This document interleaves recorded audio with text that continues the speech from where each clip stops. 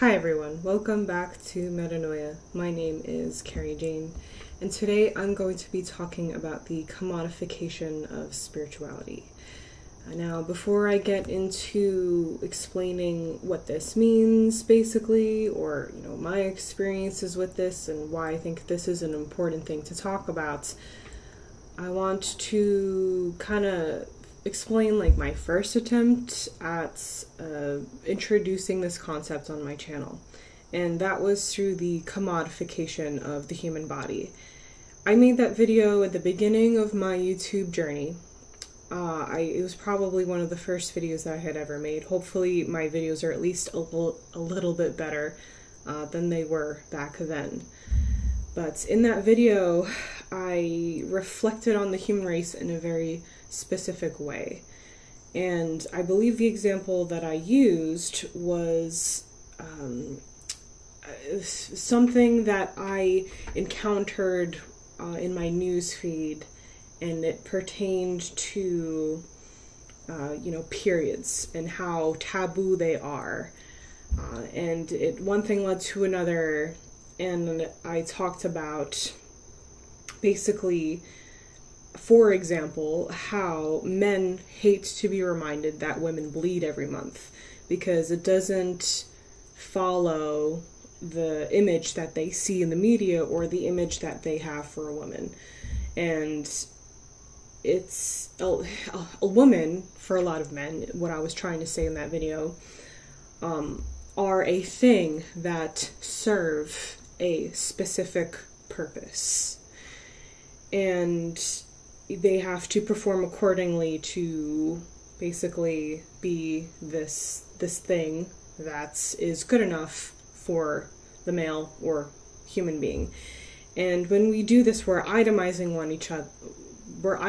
one another and treating each other like things, and we're commodifying the human body. And it's not just when men hate to be reminded that women are organic, but we do it to one another. Women wants, a man with a certain height, or, of an IQ, or so on and so forth. And it's, in some ways, it's very, very subtle. In some ways, it's not perceivably bad. In other ways, it's extremely obnoxious. And that is why I chose that example, because it might be a little bit difficult to understand the more minor examples. And yet the minor examples are important, because if you really sit and think about this for a long time, you'll be able to see how deeply we've internalized materialism, and how deep it is to the point where we're now treating one another as things. It's I want the best house and the best car and the best this and the best that. And then that translates to, I want my friends to be exactly this way, and I need my spouse or my partner to, be beautiful and perfect in every way. And of course we know these things aren't true, and yet we still try to attain these unattainable things, and these things that are disgusting. They're not actually a reflection of beauty. They're a reflection of this toxic, psychological shitstorm that we just have in ourselves now, inherently as human beings. So I know that this introduction seems like a very far concept to what I'm going to be talking about with spirituality, but I think it's still a good way to get into the thick of this topic, to try to figure out why humans do this to anything. If we are seeking materialism and we're seeking money and we're doing this to people, of course this is so deep in our psychology, where we're going to basically start applying this to spirituality, whether we know we're doing it or not. So that was a bit of a bumpy introduction to what I'm going to try to illustrate today. You can watch the video if you want to. It's in my Reflections playlist. I'm sorry it's not perfect. I think it's like outside and it's windy and it might be hard to hear sometimes, but it is there if you do want to look at that. And please let me know, if you've ever thought about that in the comments. You ever notice how like people treat one another as things, and how people even normalize it? Like it's kind of like a normal thing now to have like a dating profile and try to sell yourself to people and try to be something that is not organic. We really like plastic things now. Like, for example, we like plastic plants, which to me are totally sacrilegious. Because when you have a plastic plant, it's like you're saying that you appreciate that thing for the appearance and how it needs to be that way all the time, and not for the thing itself. Not that you have this amazing organic thing that organized itself out of nothing and is a living, breathing organism now that can like live in your space and be a living organism with you. Like the inherent value of things is completely diminished in the human race right now. And this is a topic that is not expressed and revealed enough in consciousness and spirituality, because when we're all on our own journeys going through life and, learning as much as we can and integrating in as much as we can and doing our work, we need to keep in mind of the true nature of the human race and, what we're doing. So having said all that, let's make sure that I establish like a firm definition of this title so we're on the same page. And the phrase, the commodification of spirituality itself, is kind of like an oxymoron. So I have the definition of commodity up just to show you what I mean by that. It says, a raw material or primary agricultural product that can be bought and sold, such as copper or coffee, or a useful or valuable thing such as water or time. So these are things that can be measured physically, basically, and they're something that we use. Spirituality, the definition of spirituality, is everything that is in the non-material world. So you see how these don't go together, and yet we've done it somehow. Basically what this means is like when you've commodified spirituality somehow, it's no longer spiritual, because if it's something that you can buy, it's not spiritual. It's something else now. And I first experienced this phenomenon when I moved to California.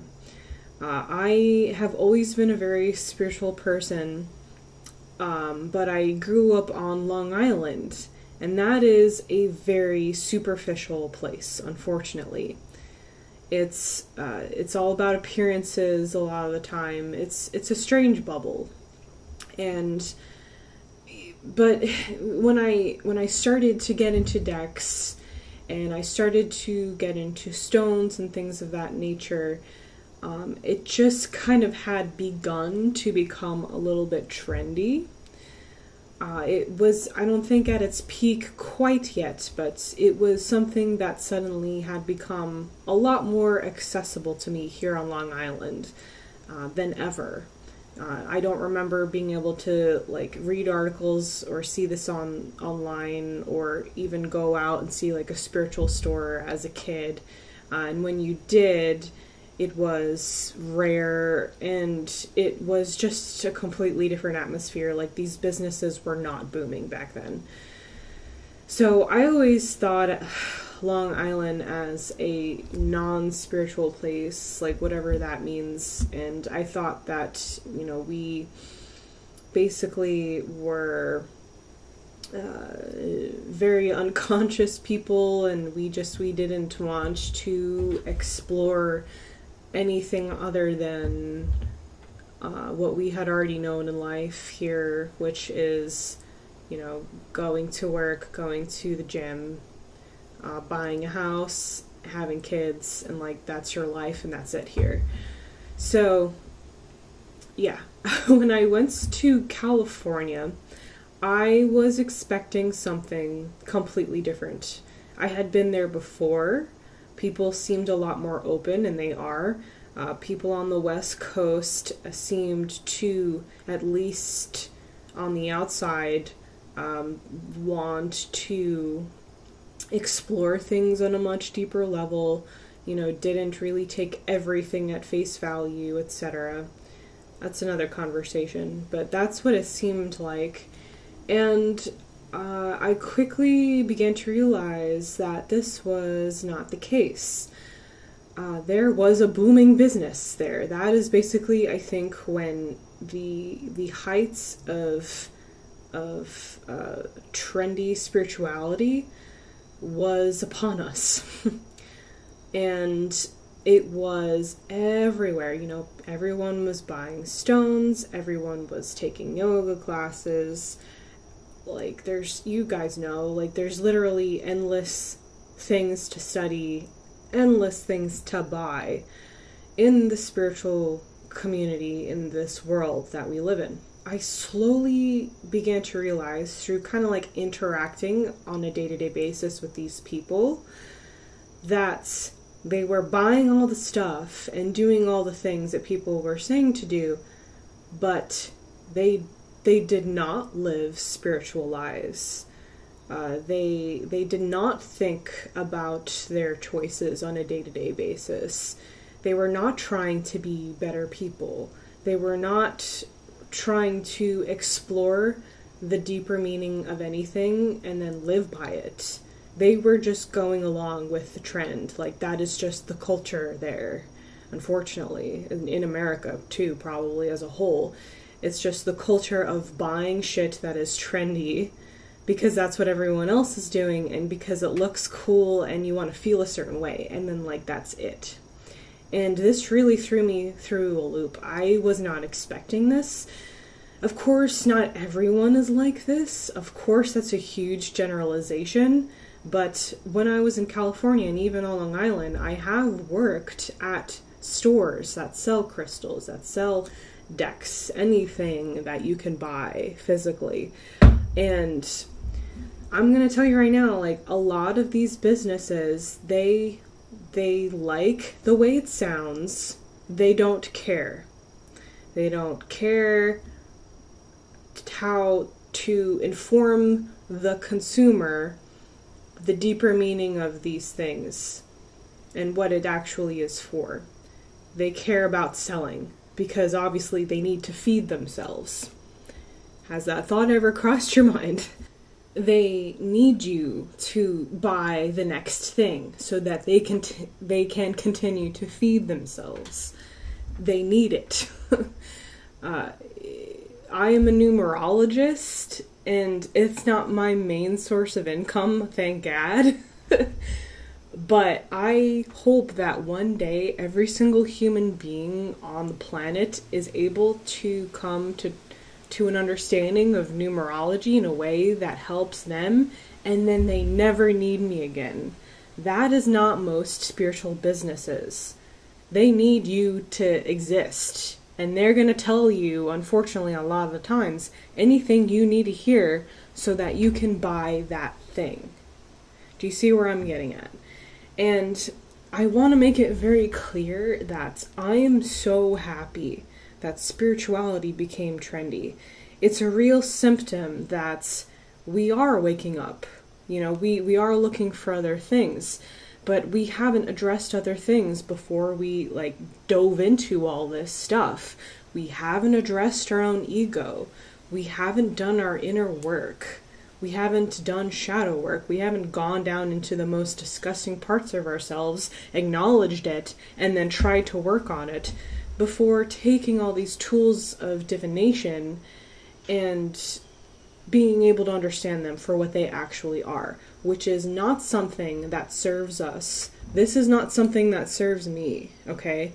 This does not exist for me, as does, my pet dog doesn't exist for me. It exists with me. It's not something that I have so that it can perform something and fix my life magically. This is to help me to develop my intuition.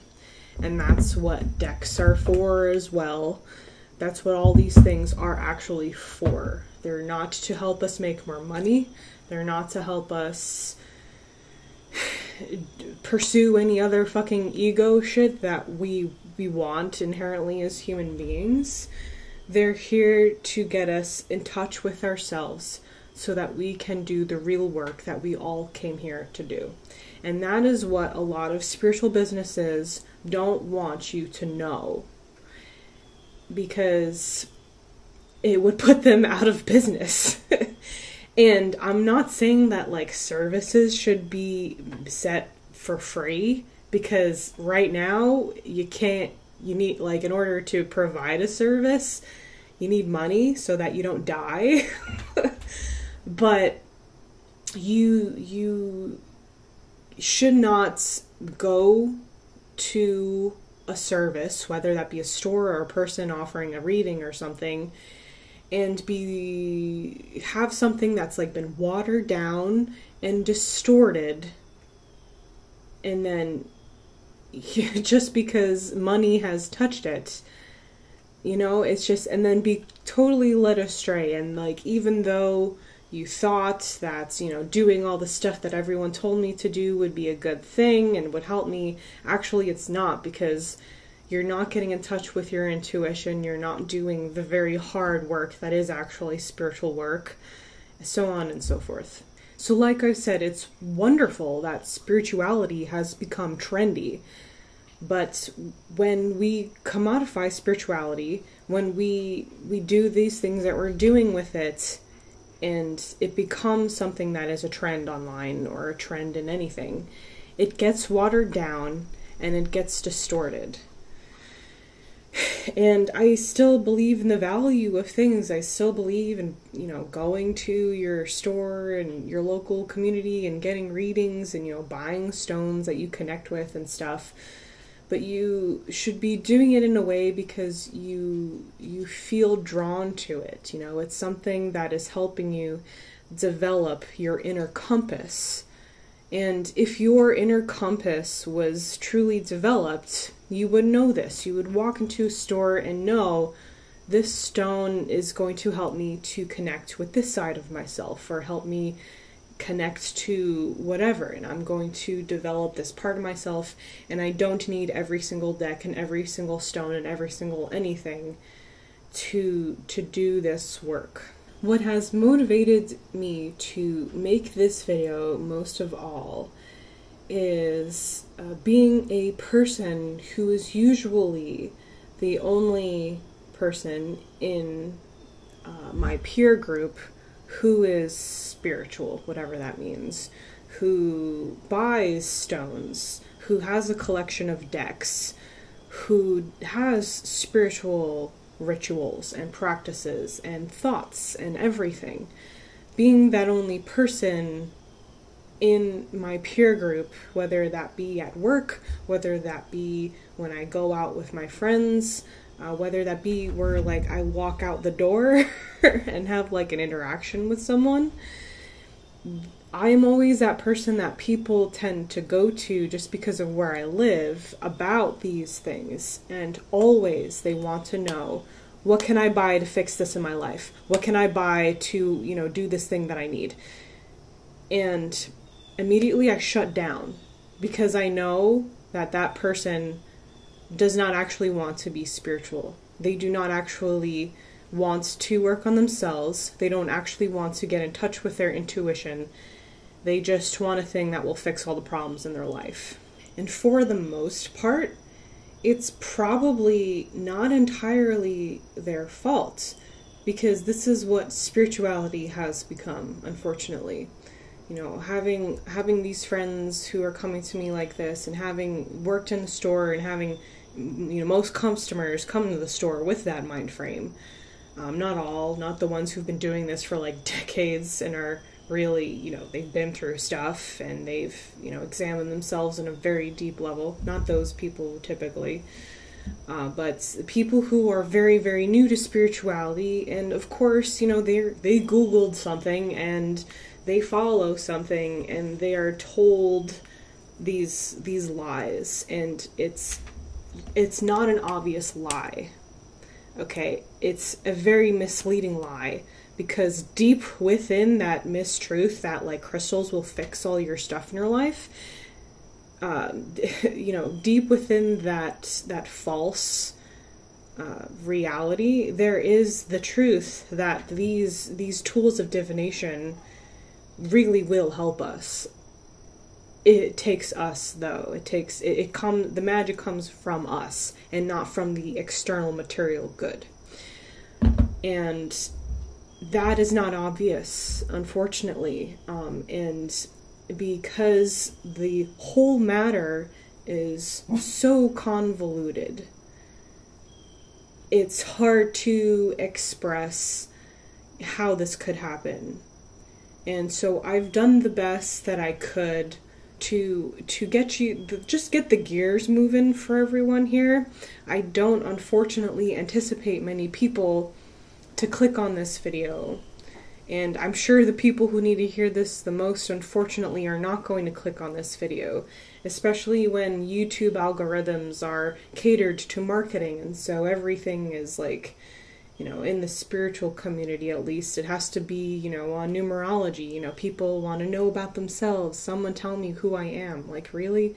You know, I'm making fun of my own, you know, practice, which just goes to show, like, how genuine of a person I am in trying to kind of illuminate how wonderful all these things are, yet how distorted it has all become. And now in the shadow of this, we have this monster that we've created, and now is the dominant aspect of spirituality that I hope we can all acknowledge and work throughout the years. I really hope that eventually we get to a point where we're not really understanding why the same stuff is working for us anymore. We don't really know why the rock is not making us happy anymore, and I hopefully it becomes then trendy to really not be in this constant pursuit of external anything, and more looking inward and doing this very hard human work.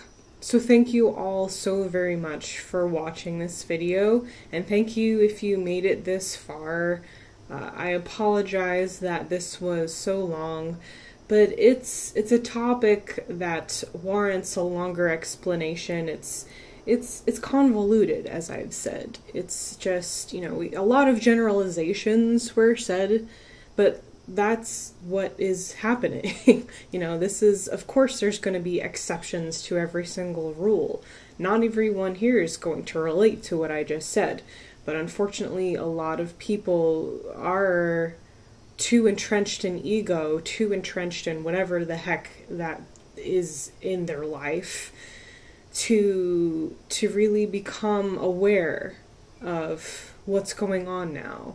And so, yeah, I hope that this video in some way was useful to you. Let me know if you could relate to this, because I would be surprised if someone did. And as always, subscribe to Metanoia, hit the bell notification if you want to stay up to date with my postings, as they have been fewer now. And yeah, check out the links in the description for anything that you would want to inquire about for Metanoia. And thank you all again so very much. I wish you a lovely rest of your week, and take care.